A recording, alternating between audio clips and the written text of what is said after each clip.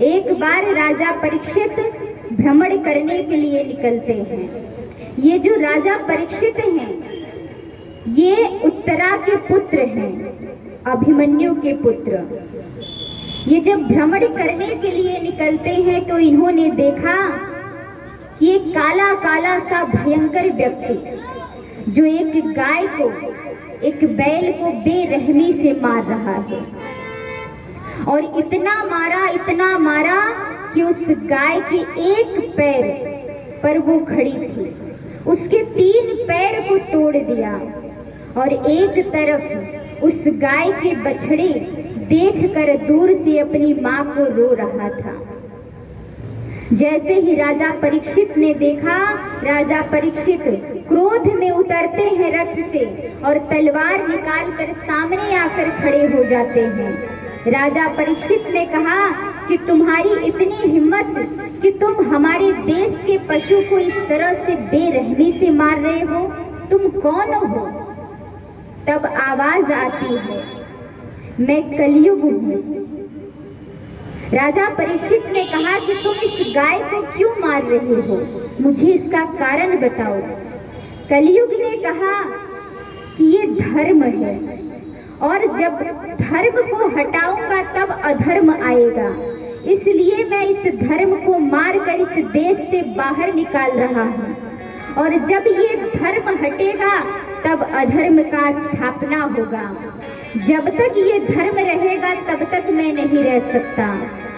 राजा परीक्षित ने कहा, ऐसा कुछ नहीं हो सकता, तुम्हें इस देश से बाहर जाना पड़ेगा, धर्म यहाँ से हट नहीं सकता और अधर्म का स्थापना कभी हो नहीं सकता। जैसे ही ये बात कलयुग सुनता है, कलयुग हाथ जोड़कर खड़ा हो गया और कहता है कि आप राजा हो, आपने सबके लिए न्याय किया है, सबको स्थान मिला है, लेकिन अधर्म को रहने के लिए कहीं स्थान नहीं है। मुझे भी स्थान दीजिए, मैं किस स्थान पर रहूं? तब राजा परीक्षित को दया आ गई। राजा परीक्षित ने कहा कि मैं तुम्हें 3 स्थान देता हूँ रहने के लिए। कौन कौन सा? विद्युत्पानम स्त्रियम सुता, यत्रा धर्म चतुर्विद्या, जातृरूपमथा।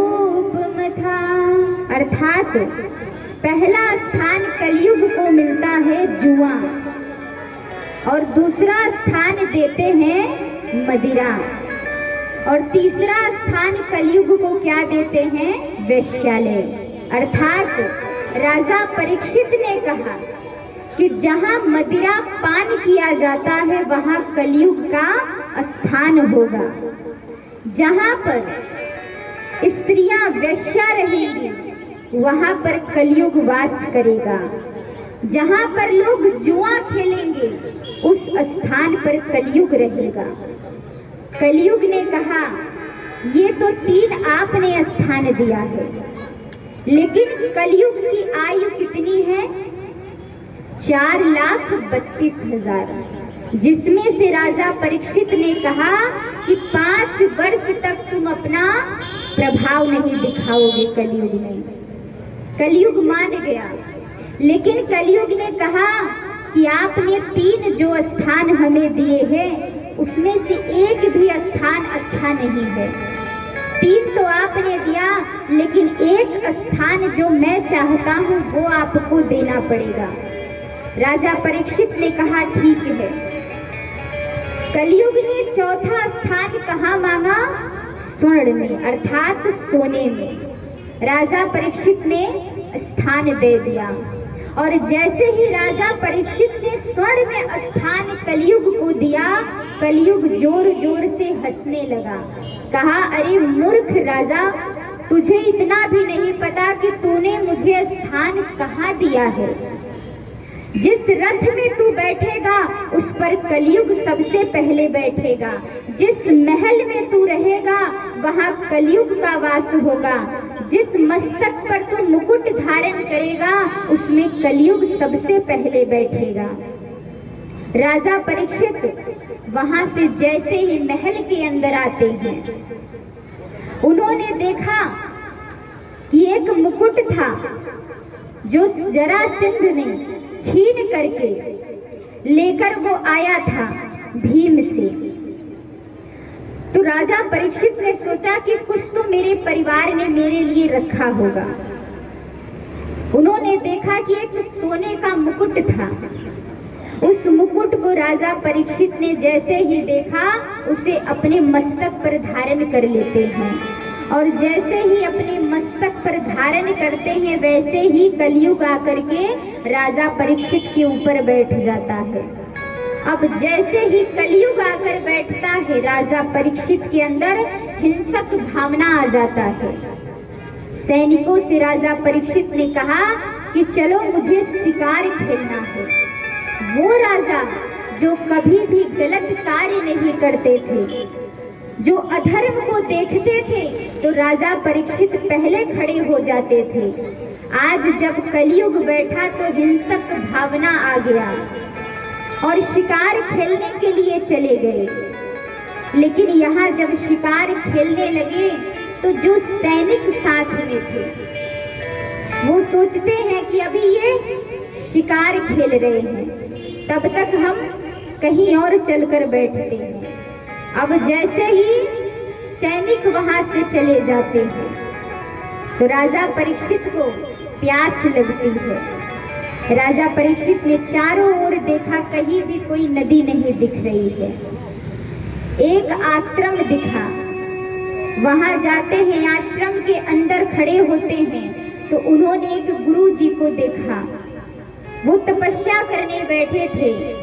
राजा परीक्षित ने कई बार उनको आवाज दिया कि मुझे प्यास लगी है, मुझे जल दे दो, लेकिन गुरु जी तो तपस्या में थे, उन्होंने ध्यान नहीं दिया। उसी समय परीक्षित ने देखा कि पृथ्वी पर एक मरा हुआ सर्प पड़ा है। परीक्षित ने उठाया और वही गुरु जी के गले में डाल देता है। ये गुरु जी का एक शिष्य था जो देख रहा था। वो जाकर गुरु जी के पुत्र को सारी बात बताता है कि परीक्षित ने तुम्हारे पिताजी के साथ क्या किया है। उसी समय गुरु जी के पुत्र को क्रोध आता है और क्रोध में उन्होंने श्राप दिया कि जिसने भी मेरे पिता के गले में मरा हुआ सर्प डाला है, मैं उसे श्राप देता हूँ कि 7 दिन के अंदर तक्षक नाग के काटने से उसकी मृत्यु हो जाएगी। राजा परीक्षित को श्राप यहाँ मिला। जैसे ही गुरु जी को पता चलता है, गुरु जी ने कहा ऐसा हो ही नहीं सकता कि परीक्षित कोई गलत कार्य कर दे। हो सकता है कि गलती से कुछ हो गया हो। गुरु जी ने अपने एक शिष्य को भेजते हैं जिसका कुरुमुख नाम था। कहा जाओ और राजा परीक्षित को संदेश दो कि 7 दिन के अंदर तुम्हारी मृत्यु हो जाएगी। तुम अपने जीवन के कल्याण के लिए कोई मार्ग ढूंढ लो। जैसे ही शिष्य आते हैं, राजा परीक्षित को बताते हैं कि 7 दिन के अंदर तुम्हारी मृत्यु हो जाएगी, तुम्हें श्राप मिला है। राजा परीक्षित को जब पता चला तो राजा परीक्षित बहुत दुखी होते हैं कि ये मैंने क्या कर दिया। एक संत, एक गुरु के साथ मैंने इतना गलत व्यवहार किया। मेरे अंदर मुकुट पहनने पर हिंसक भावना आ गया और मैं सब कुछ भूल गया। धर्म क्या होता है वो मैं भूल गया। राजा परीक्षित वहां से जाते हैं, एक यमुना के तट पर पहुंचते हैं। वहां सुखदेव जी महाराज को देखते हैं। उम्र है 16 वर्ष की सुखदेव जी महाराज की, लेकिन ज्ञान है 100 वर्ष के समान। राजा परीक्षित ने देखा कि सिर्फ आयु इनकी 16 वर्ष की दिख रही है, लेकिन ज्ञान 100 वर्ष के समान है। देखते हैं बहुत सारे संत हैं। राजा परीक्षित ने सुखदेव जी महाराज से बताया कि 7 दिन के अंदर मुझे श्राप मिला है कि तक्षक नाग के काटने से मेरी मृत्यु हो जाएगी।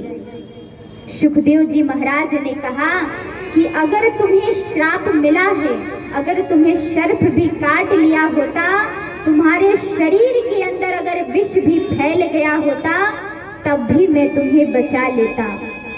सुखदेव जी महाराज ने कैसे बचाया? सबसे ऊपर का स्थान गुरु जी को दिया गया और राजा परीक्षित शिष्य के रूप में, श्रोता के रूप में जमीन पर बैठते हैं। विचार करिए, एक जो संत होते हैं, एक जो गुरु होते हैं, जब हम उनसे ज्ञान लेते हैं तो हमेशा हमें नीचे बैठना चाहिए, कभी बराबर नहीं बैठना चाहिए। हमेशा हमें संत की, गुरु की, ब्राह्मण की हमें झुक करके दंडवत प्रणाम करना चाहिए।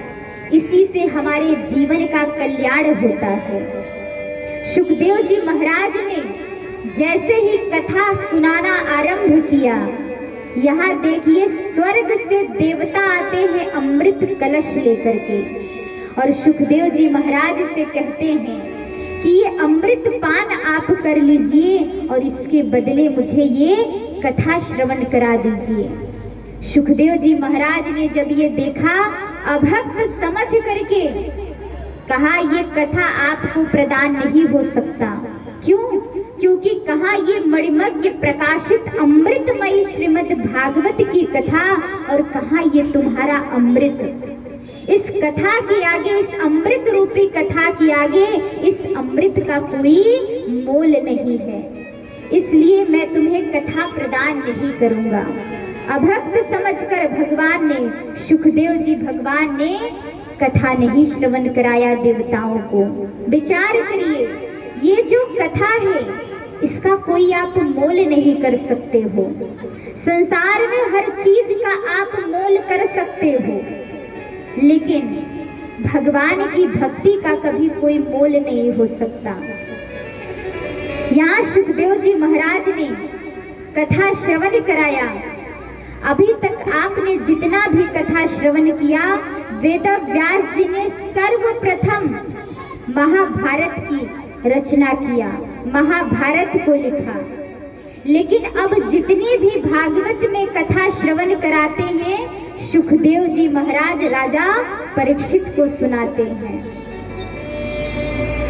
वेद व्यास जी ने जिस महाभारत को लिखा है, ये महाभारत क्या है? महाभारत का युद्ध कब आरंभ हुआ? इसका कारण क्या है?